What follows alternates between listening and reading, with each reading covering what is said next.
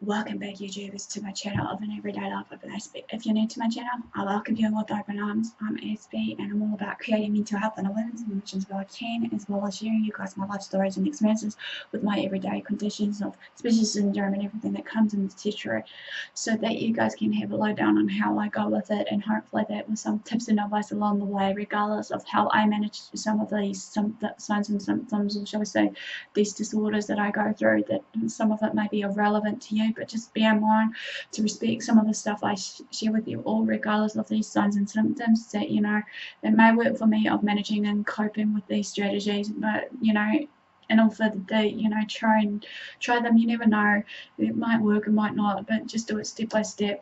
Some of the ones that I have shared with you, just to give you the lowdown. Also, just to bear in mind, also, I'm no medical professional, I'm just a normal Joe Blow. So if you hear any of the tips and advice of what I give you on any other mental health conditions, and you see any warning signs and symptoms on top of what I'm sharing with you, or seek professional help and seek an opinion or advice with your medical professional if you think it doesn't seem fit for you. I also create some beauty from ashes series also of the different playlistings of different everyday topics that we go through, regardless what it may be. Losing a loved one, pretty much when you lost a job, or you're lacking of motivation and you need some sort of enlightenment, support, motivational kind of thing, which I'm hoping I'll be your girl to support you, regardless what it is, bringing out the positivity. It's all about, as I say, engaging with each other, and obviously build each other up, not tear each other's selves down. So enough of the ado, guys. While I'm taking a break, even though I was hoping to put the second part of my meeting of the autumn conference or what have you that I went to last week, which hopefully will be up in the next few days. So in the meantime, I'm going to do some more mental health stuff, and then hopefully by end of the year also, I'll hopefully have a break and actually get into some of the last of the mental health disorders that I can think of, or just body disorders as such, as well as some introductory stuff along with all these other bits that I'm hoping to share with you all. So enough for the day, guys. Basically, this is the second part of the premenstrual syndrome for females of the body disorders. So for the first part, obviously, as I said, I did the introductory, the causes, and the signs and symptoms. This one's about diagnosing PMS, and let's begin this. As we know, basically, like with PMS, it requires a consistent pattern of emotional and physical symptoms that will likely to result occurring after ovulation and before the menstruation period, to a degree that will interfere with the normal life. Emotional symptoms must not be present during the initial part of the menstrual cycle. A daily list of symptoms over a few months may help in the diagnosis. Other disorders that may cause similar symptoms need to be excluded before diagnosis to be made, like anything. There are no laboratory tests, however, or unique physical findings to verify the diagnosis of PMS. The three key features are: number one, the woman's chief complaint is one or more of the emotional symptoms associated with PMS, most typically irritability, tension, or unhappiness. The woman doesn't have PMS if she only has the physical symptoms such as your cramps or bloating. Number two, symptoms may appear predictably during the luteal premenstrual phase, which I've mentioned earlier in the piece what it is in the very beginning of the PMS. I'll recommend you guys to look into this. The reduce or disappearance of predictability shortly before or during menstruation, and remain absent during the before ovulation process. And last but not least, the symptoms must be severe enough to disrupt or interfere with the woman's everyday life. The while PMS is common and more severe symptoms would qualify as PMDD, as I've already shared this, so I refer to that as well.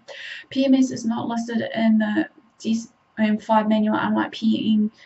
However, to establish a pattern and determine if it is PMDD, a woman's physician may ask you to keep a prospective record of her symptoms on a calendar for at least the 2 menstrual cycles that she has. This will help to establish if the symptoms are indeed limited to the premenstrual time, predictability, recurring and disruptive to normal functioning. A number of standardized instruments have been developed to describe PMS, including the calendar of premenstrual experiences, the prospective record of the impact and severity of menstrual, which is PRISM, and the visual analog scales, VAS. Other conditions may be better explained symptoms must be excluded. However, other medical conditions are subject to exacerbation at menstruation, a process called menstrual magnification. These conditions may lead to the woman to believe that they are having PMS, when the underlying disorder may be some other problems such as anemia, hypothyroidism, eating disorders, and substance abuse. A key feature is that these conditions may also be present outside that luteal phase. Conditions that can be magnified premenstrually may include depression and other affective disorders such as migraines, seizure disorders, fatigue, irritable bowel syndrome, asthma, and allergies. Problems with other aspects of the female reproductive system must be excluded, including dysmenorrhea, which is your pain during the menstrual period rather than before, endometriosis, perimenopause, and IVS effects produced by oral contraceptive pills. The National Institute of Mental Health research definition compares the intensity of symptoms from cycle days 5 to 10 to the 6-day interval before the onset of the menstrual period. To qualify as PMS, symptoms intensity may increase or must increase at least 30% in the 6 days before menstruation. Additionally, this pattern must be documented for at least 2 consecutive cycles, as I mentioned before. Well, this ends basically the short and brief of the diagnosis of PMS. Give me the like for thumbs up for support. Comment below if you feel the muscle I have to, just to share your stories, how you cope with it all. Feel free to follow me on Twitter, Facebook, AspieAnswersAll. Feel free to subscribe to my channel, because as I said, I'm hoping to do my videos on the daily or weekly, depending on my schedule. Feel free to also, share these videos around to family and friends to create an awareness and understanding of everything else around us. You feel free to also just, private message me if you feel the need or have to on my AspieAnswersAll or even on my YouTube channel. Don't be afraid if you need someone to talk to. I'm here hopefully to support you as much as I can. So on all of you guys, thanks for the support, thanks for watching. Do what you love what you do. Until next time, have a great day. Aspie signing out.